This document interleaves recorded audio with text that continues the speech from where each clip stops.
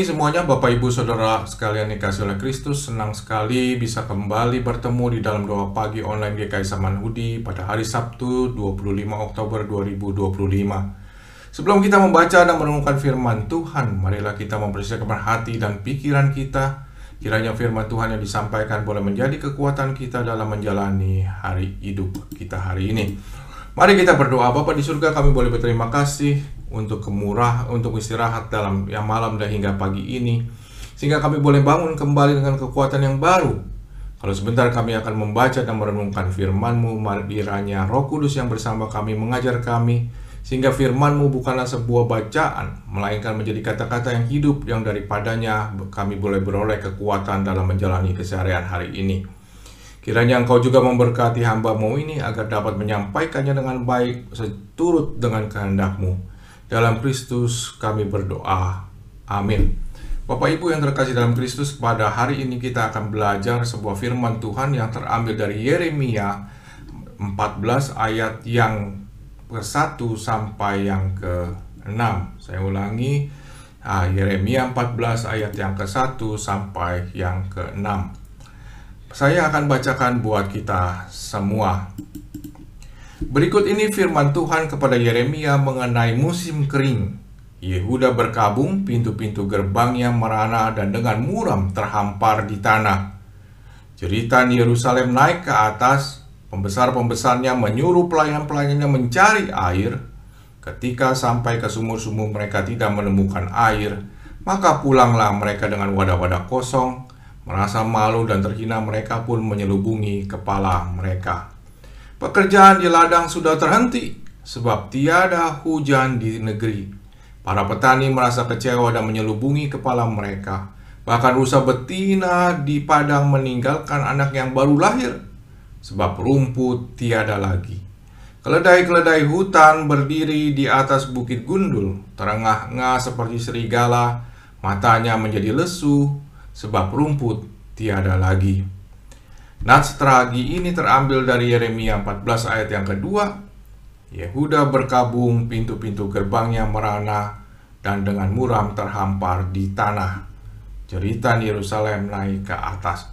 Bapak Ibu yang terkasih dalam Kristus, bahwa hari ini kita belajar tentang yang dikatakan serius. Apa sih maksudnya serius ini, Bapak Ibu Saudara sekalian? Serius berarti sungguh-sungguh. Serius dalam arti sungguh-sungguh diwujudkan lewat kesungguhan niat dan usaha. Serius juga berarti gawat atau genting, yang umumnya menyangkut situasi. Kedua, arti tersebut serius tergambar dalam bacaan kita hari ini. Allah berfirman kepada Yeremia tentang musim kering yang akan dihadapi Yehuda.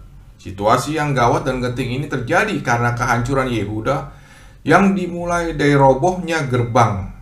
Mereka tidak bisa mendapatkan air di mana-mana, ladang pun tidak bisa digarap karena kekurangan air, ternak pun kelaparan akibat tidak ada rumput dan airnya yang dapat mereka minum.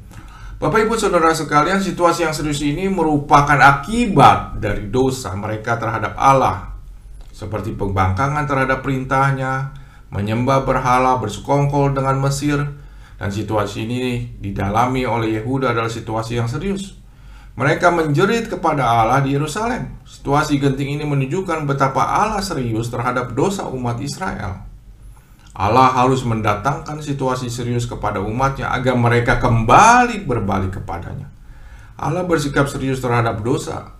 Allah pun menuntut umatnya untuk serius dalam beriman kepadanya.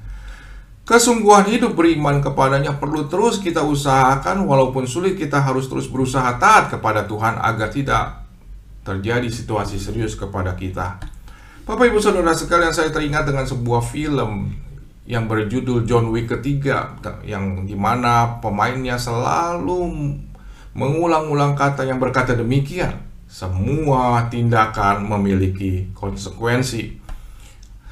Frasa tindakan memiliki konsekuensi ini yang menggarisbawahi tema utama serial daripada John Wick, itu mengatakan bahwa setiap pilihan dan tindakan sekecil apapun dapat menyebabkan dampak yang signifikan.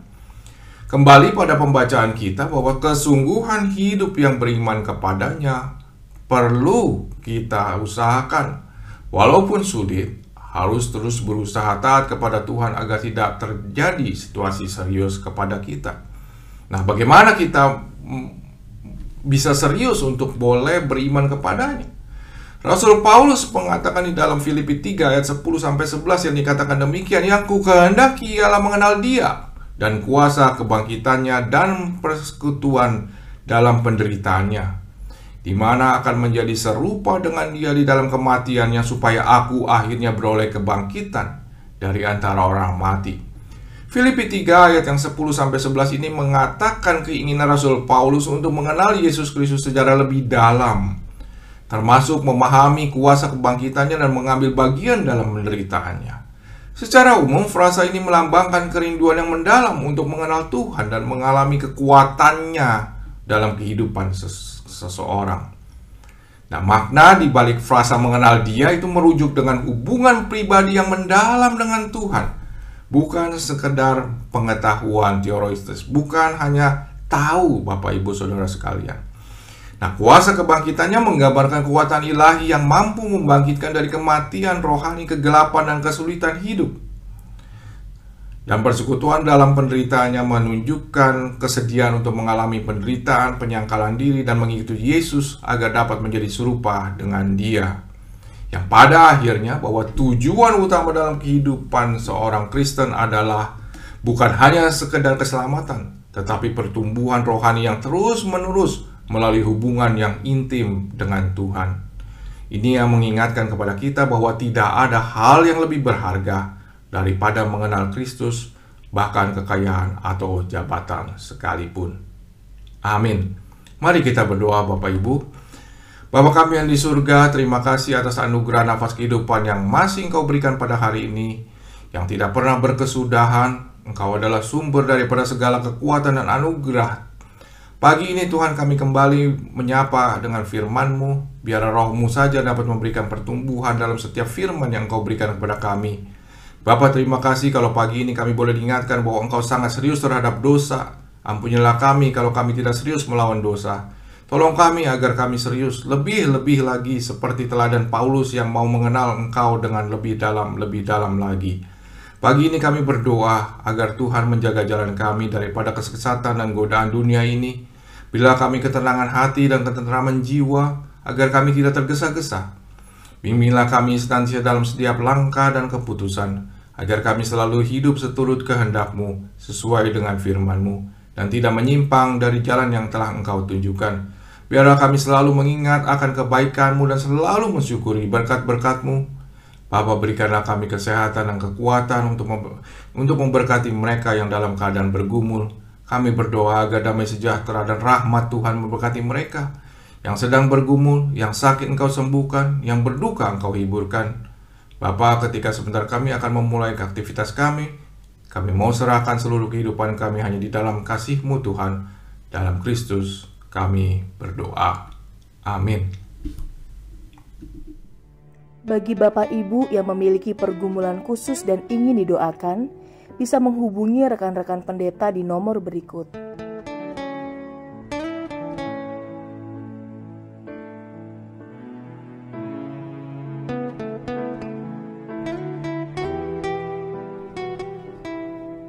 Tuhan Yesus memberkati.